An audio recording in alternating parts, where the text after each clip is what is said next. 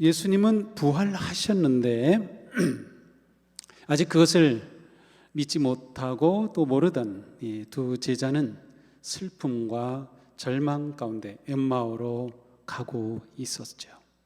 그때 부활하신 주님이 그들에게 나타나시고 그들과 동행하셨습니다. 그들은 아직 그분이 주님이신 줄은 알아보지 못했습니다. 그렇게 함께 하시는 주님이 여러 가지 예수님에 관한 성경의 말씀을 설명하고 풀어주시는 사이 그들은 어느덧 엠마오에 도착했습니다. 예루살렘에서 엠마오까지는 대략 한 2시간 반 정도 걸릴까요? 제 걸음이라면 2시간이면 거의 될 것 같아요. 11km니까. 이제 엠마오에 다 도착했으니 그들은 목적지까지 왔습니다. 자, 이제 예수님은 어떻게 하실까요? 예수님은 내가 가던 길이 있으니 계속 가야 되겠어. 뭐 말씀은 그렇게 안 하신 것 같은데 그렇게 하시는 것처럼 그렇게 하셨어요. 더 가시려는 것처럼 그렇게 하셨어요. 그러자 그들은 예수님을 강하게 만류하면서 이렇게 권합니다. 저녁 때가 되고 날이 이미 저물었으니 우리 집에 묵으십시오. 우리 집이라고 한 것을 보면 이 두 제자는 가족이었다고 우리가 충분히 짐작할 수 있어요. 또 어떤 분들은 글로바는 남편 또 아내였을 거다 이렇게 보기도 합니다. 물론 이 당시 문화권에서는 누구든지 나그네를 맞아들이고 쉬어가게 하고 음식을 대접하고 묵게 하는 것이 일반적인 그러한 사회 그런 문화이고 관습인 그러한 환대 문화가 있기도 했지만 이렇게 예수님을 강하게 묵고 가십시오라고 했던 것은 아마도 그들이 걸어오면서 말씀을 풀어주셨던 그것을 계속 들으면서 그분의 말씀을 더 듣고 싶은 마음이 있었을 것 같습니다.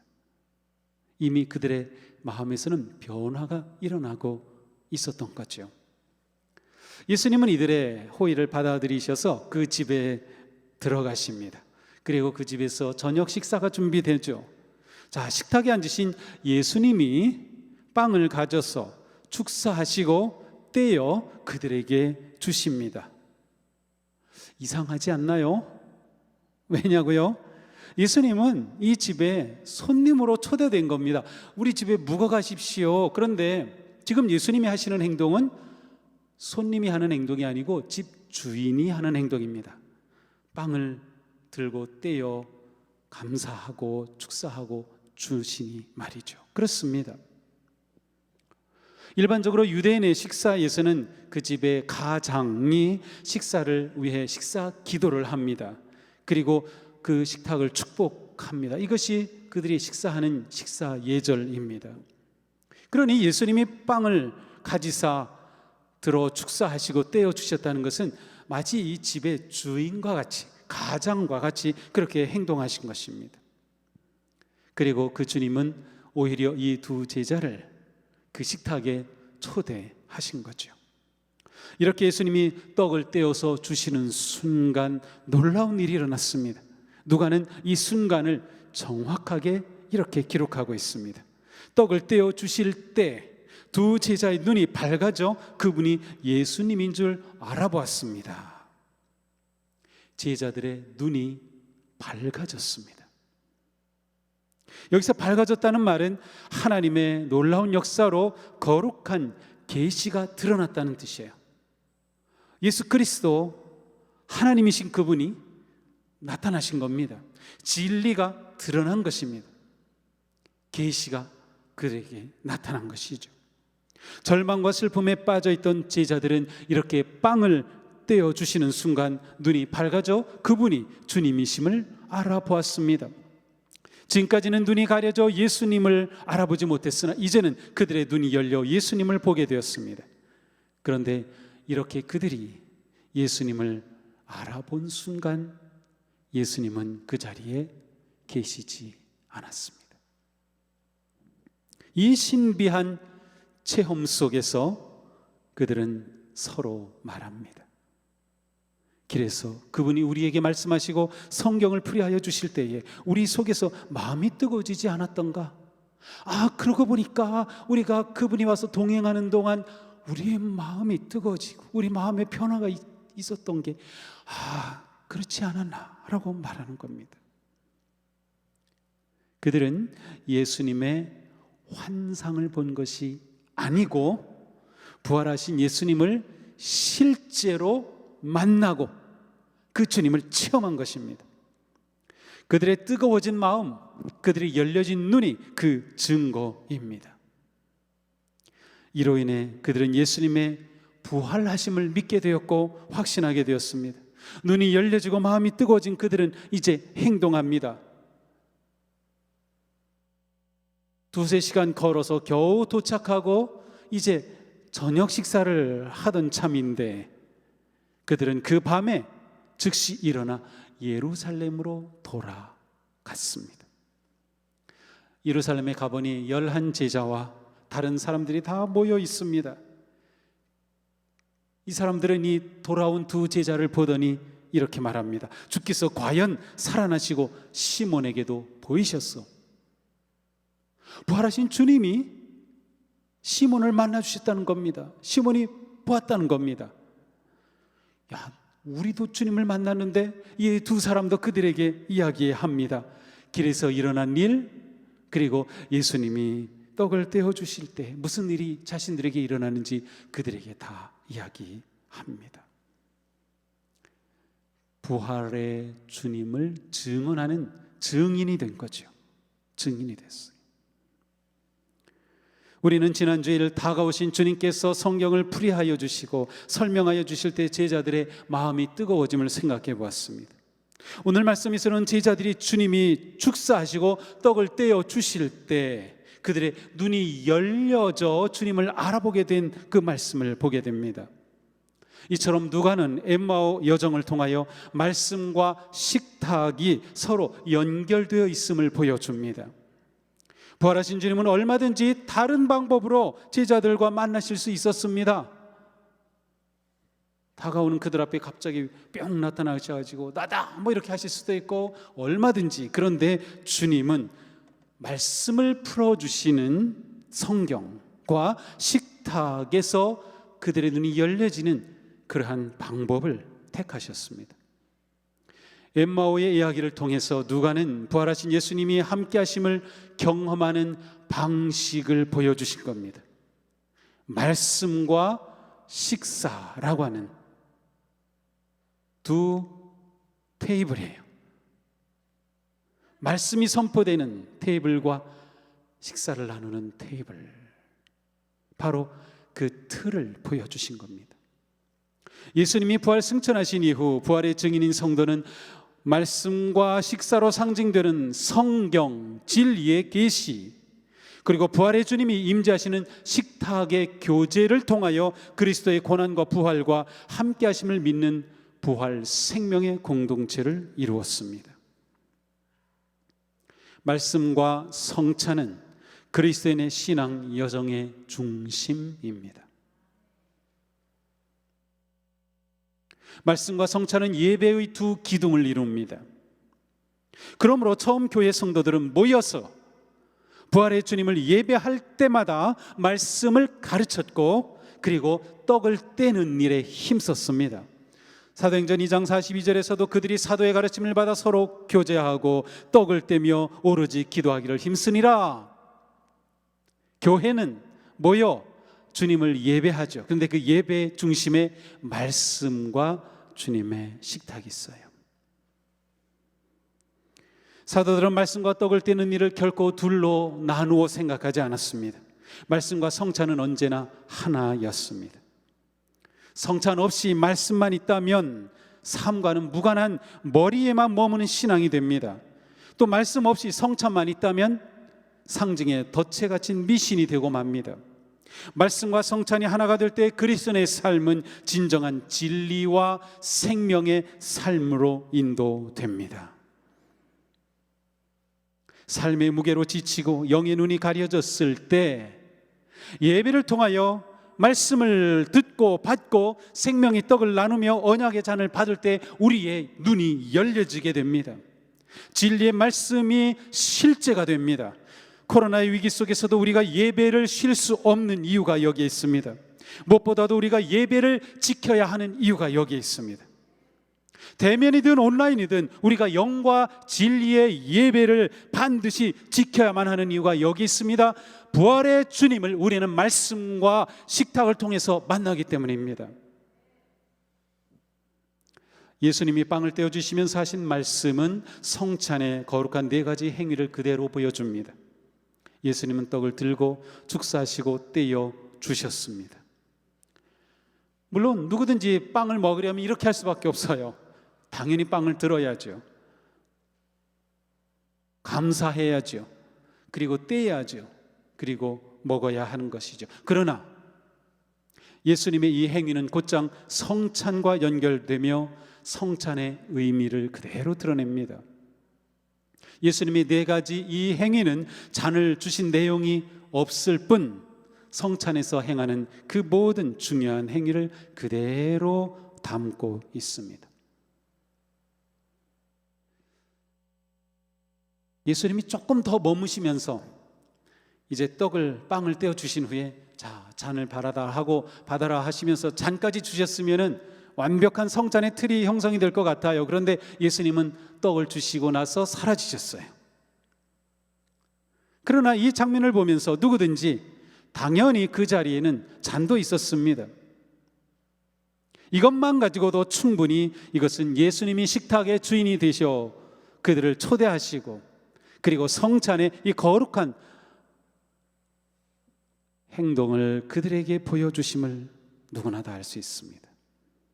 글로바와 다른 2 제자는 12제자들과 함께 하신 예수님의 최후의 만찬의 자리에는 없었습니다. 자, 그러므로 우리가 이 2 제자가 떡을 떼어 주실 때 이분이 주님이시구나 라고 깨달은 것이 최후의 만찬이 떠올랐기 때문이 아닌 것을 우리는 알 수 있습니다. 다시 말하면 주님이 일상 속에서 그들과 함께 할 때 식탁의 교제를 나누셨던 그것을 기억하게 된 겁니다. 엠마오의 식탁은 단순한 식사가 아니라 부활의 주님이 주인이 되셔서 초대하시고 행하신 거룩한 성찬의 자리가 되었어요. 그런데 이것은 그들의 일상적인 식사였습니다. 예수님이 떡을 떼어 주실 때 그들의 눈이 밝아졌고 그들은 예수님을 보게 되었습니다. 엠마오의 이야기는 기억과 말씀의 역할을 강조하면서 교제의 중요성을 드러내고 있습니다. 2 제자는 예수님과 함께 식사를 나누었던 그 일을 기억했습니다. 예수님과 나눴던 친밀한 교제죠. 유대인들에게는 식사는 가장 친밀하고 신뢰하는 사람들의 교제입니다. 2 제자는 바로 예수님과의 교제를 기억하며 예수님이 함께 하심을 깨닫게 되었습니다. 엠마오 가는 길에서 예수님이 동행하신 것, 그것도 역시 그들과의 친밀한 교제죠. 말씀을 통한 교제였습니다. 예수님을 그렇게 만날 때, 말씀으로 만나고 성찬으로 만날 때 그들의 마음이 열려집니다. 그들의 마음이 뜨거워집니다. 그렇게 될 때 그 제자들은 주님의 고난과 죽음을 하나님의 섭리 안에서 이해하게 되었습니다. 그렇구나. 예수님의 십자가의 죽으심이 단지 절망이 아님을 깨닫게 된 것이죠. 그들이 예수님을 보게 된 그 한 순간은 빵을 떼어 주시는 그 순간이었지만 이미 동행하시는 중에 그들의 마음은 변화되기 시작했던 것입니다. 말씀과 식사의 교제로 인하여 2 제자의 마음은 뜨거워졌습니다. 그들의 두려움은 용기로 바뀌었습니다. 자, 여기서 나타나신 예수님은 부활의 몸을 입으신 예수님이에요.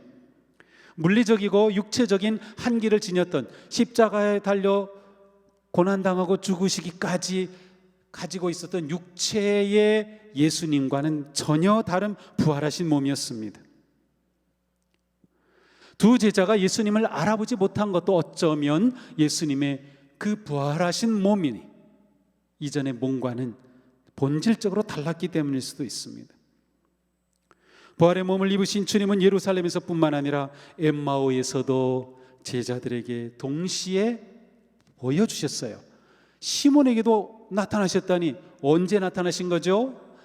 엠마오 가는 길에 두 제자와 동행하신 주님이신데 언제 또 시몬 베드로를 만나신 거예요? 부활하신 주님이시기 때문에 가능한 겁니다. 부활의 백성인 성도는, 우리는 언제나 어디서나 말씀을 통하여, 또한 부활의 그리스도께서 주인이 되시는 성찬을 통하여 함께 하시는 부활의 주님을 만날 수 있고 체험할 수 있습니다. 우리가 성찬을 받을 때 이제 일부 예배는 매주일 성찬을 하고 있어요. 제가 오늘 또 이 설교를 했기 때문에 앞으로 2, 3부 예배에서도 매월 정기적으로 성찬도 할 겁니다. 성찬이 이렇게 중요한 거구나. 부활의 주님을 체험하고 확신하는 믿음이 여기서 열려져요. 성찬이 얼마나 중요한지 몰라요. 부활의 백성인 우리는 언제나 어디서나 그 부활의 주님을 만날 수 있어요. 주님은 부활하셨고 부활하신 주님은 어디에나 계실 수 있기 때문인 거예요. 이렇게 말씀과 성찬은 그리스도인의 거룩한 삶의 핵심을 이룹니다. 오늘의 말씀은 엠마오로 가는 길에서 일어난 이야기이죠. 길을 걸으면서 참된 길을 찾은 이야기입니다. 길 위에서 참된 길이신 생명의 주님을 만난 이야기입니다. 또한 일상의 식사 자리에서 부활의 주님을 만난 이야기입니다. 엠마오에서의 식사는 늦은 오후 저녁에 유대인들이 가진 일상의 식사였다는 사실이 매우 중요합니다. 복음서의 저자들이 증언하는 부활의 주님을 만난 그 일들을 보면 웅장하게 엄중하게 그러한 분위기에서 예수님이 부활하신 몸을 드러내신 것이 없어요. 일상 속에서 부활하신 주님이 나타나셨어요. 일상적인 식탁이 거룩한 성찬이 되었어요.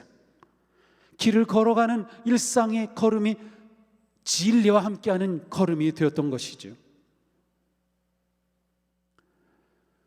이렇게 엠마오 이야기는 일상 속에서 우리를 참된 진리의 길, 생명의 길로 초대하시는 부활의 주님을 보여줍니다. 하나님의 말씀은 진리신 예수 그리스도를 깨닫는 자리로 우리를 초대합니다. 성찬은 부활의 주님을 체험하는 성례의 삶으로 초대합니다. 우리는 때때로 엠마오로 가던 글로바와 다른 제자처럼 혼돈과 슬픔과 절망과 염려의 길을 걷습니다. 때로는 그 터널이 너무도 길어서 끝이 보이지 않을 때도 있습니다. 그러나 주님의 부활은 우리를 새로운 세계, 진리의 세계, 생명의 세계로 초대합니다. 엠마오의 두 제자는 주님을 만난 이후 즉시로 삶의 방향을 바꾸어 예루살렘으로 돌아갔습니다. 그들은 슬픔과 절망감, 패배감으로 엠마오로 향하였지만 부활의 주님을 만난 후 일어나 예루살렘으로 돌아갔습니다. 그들은 믿음의 공동체 안으로 다시 들어갔습니다. 부활의 주님을 만났음을 증언하였습니다. 아직 그들은 부활하신 주님의 소식에 어리둥절하고 흥분되고 불안정한 공동체였지만 머지않아 거룩하신 주님의 성령으로 전혀 새로운 생명 공동체로 거듭나게 됩니다. 부활의 주님은 우리를 새로운 세계를 향한 여정으로 초대하십니다. 부활하신 주님을 만날 때 우리는 모든 일을 새로운 눈으로 보게 됩니다. 부활의 눈으로 보게 되면 고단하고 힘겨운 삶 속에서도 희망을 읽을 수가 있습니다. 예수님의 죽음으로 깨어진 꿈이 예수님의 부활로 살아났습니다. 부활의 주님이 우리의 눈을 뜨게 하시고 우리의 마음에 불을 붙여주실 때 우리의 인생은 나아갈 길을 발견하게 됩니다. 인생의 가치를 발견합니다. 삶의 방향을 찾습니다. 사명을 발견하게 됩니다. 두려움의 여정이 평안과 기쁨의 여정이 됩니다. 절망의 여정이 소망의 여정이 됩니다. 불의와 고통의 위협 속에서 정의와 평화의 길을 걷습니다. 죽음과 어둠의 길이 생명과 빛의 길이 됩니다. 부활의 주님이 함께 하시기 때문입니다. 그러니 부활의 주님을 만난 우리라면 나아간 삶의 자리가 이제 달라져야 할 것입니다. 말씀으로 주님을 만나고 주님을 예배한 성도라면 문을 나서는 순간 생각이 달라지고 마음도 달라지고 모습도 달라져야 할 겁니다. 부활의 주님이 우리와 함께 하시기 때문입니다. 사랑하는 성도 여러분, 코로나로 인해 너무 멀리 떠났던 것은 아닙니까? 예배를 회복해야 할 때입니다. 말씀과 성찬의 교제를 회복해야 할 때입니다. 예배를 지킬 때 우리의 삶이 살아납니다. 주님과의 관계가 회복되고 서로의 교제가 회복될 때 우리의 삶이 회복됩니다. 말씀으로 가슴에 불을 지닌 성도, 부활의 주님, 생명의 주님과 동행하는 성도, 그 부활의 주님이 주시는 은혜와 사랑으로 나아가는 교회, 진리와 생명과 소망의 불로 서로 사랑하며 세상을 밝히며 뜨거운 마음으로 생명의 길을 걷는 복된 부활의 성도가 되기를 주님의 이름으로 축복합니다. 주님 부활하셨습니다. 부활의 주님 우리와 함께 하십니다. 기도합시다.